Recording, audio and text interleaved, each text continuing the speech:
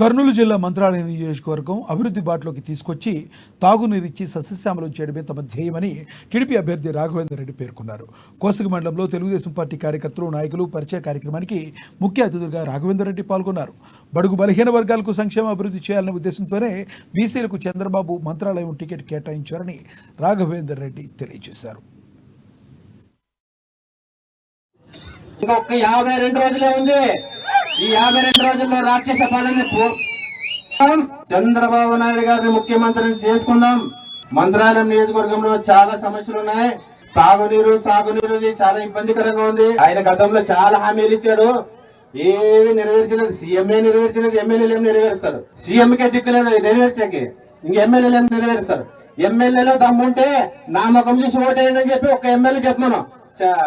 ఆడ ఇది ఉన్న జగన్మోహన్ రెడ్డిని చూసి ఓటేయండి అని చెప్పడం చెప్పుకున్నాం తప్ప నా ముఖం చూసి ఓటేయని మొగడు ఎవరు లేరు మన రాష్ట్రంలో. దయచేసి మంత్రాలయం నియోజకవర్గాన్ని మనం అందరూ కలిసి అందరూ ఐకమత్యంగా ఉండి అభివృద్ధి చేసుకుందాం. మీలో ఒకటిగా ఖచ్చితంగా నేను ఉంటా.